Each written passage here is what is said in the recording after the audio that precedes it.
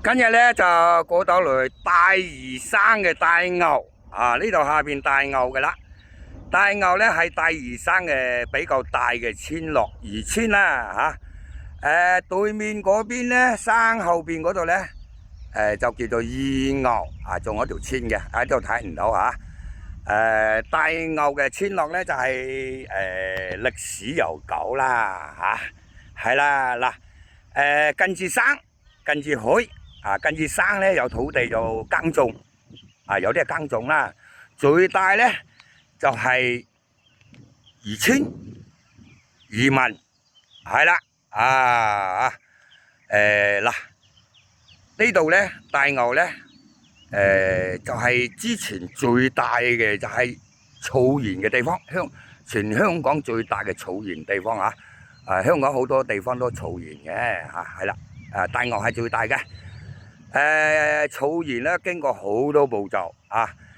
引入啲海水啦經過太陽嘅蒸發就晾乾風乾然後咧就儲到鹽嘅啦明朝嗰陣時咧就儲鹽咧有啲係用柴火嚟儲鹽嘅喎用柴火嚟煲佢喺火嚟去蒸乾佢嗱。講起鹽咧，鹽咧就對我哋人類好大嘅作用，係嘛？對食物如果你煮餸各方面少咗鹽咧，就係調味料咧嘛所以就話鹹香淡臭少咗鹽係唔得嘅所以以前嗰陣時咧就可以咁樣講啦鹽咧係白色嘅黃金，係啦所以咧鹽係以前咧就係冇雪櫃啦，冇冷卻系統啦所以利用啲鹽嚟去保鮮，保存得耐，譬如熱鹹菜熱鹹魚好多種嘅鹽係好重要嘅。所以咧就呢個年代草原係式微啦，競爭大啦，依家冇草原啦係啦。之前嗰啲居民咧就利用天然嘅環境啦係啦就儲啲鹽打啲魚同埋嗰啲農作物去呢個去出去交收貨物來往可以賺到啲錢咧就買雪櫃、買冷氣機係啦，同埋各式各種嘅大家貨物上嘅來往，係啦。依家響大牛咧行上嚟呢度係虎山，係啦嗱呢度咧海拔係77米嘅啫，唔係高呢度有中華白海豚喎呢個景點嚟嘅中華白海豚咧係呢個哺乳類動物嚟嘅。常居於珠江三角洲淺海嘅地方係屬於保護嘅動物係啦。之前香港建設立國機場咧要做好多功夫係啦。因為有時海洋嘅污染經過環保條例而去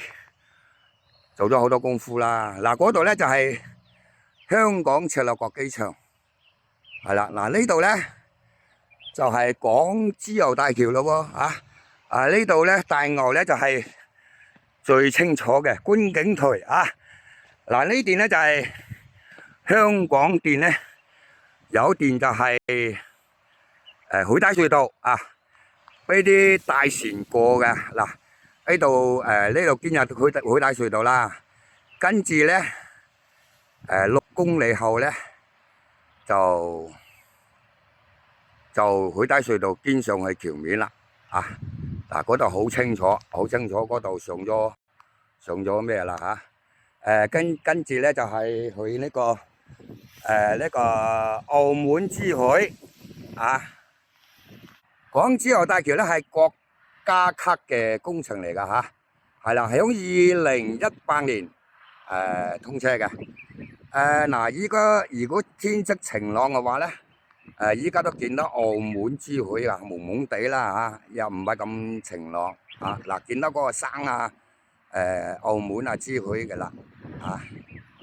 有時喺大牛嗰個漁船嗰度咧，坐船出海參觀港珠澳大橋咧，好多嗰啲白海豚喺度游窩㗎嚇，曾經有2次都見過㗎啦。一打雷村咧有棵大樹菠蘿，哇，好多啊，連頂都有啊嚇！唔好1000斤都有幾百斤啊，好壯啊！呢個大樹菠蘿。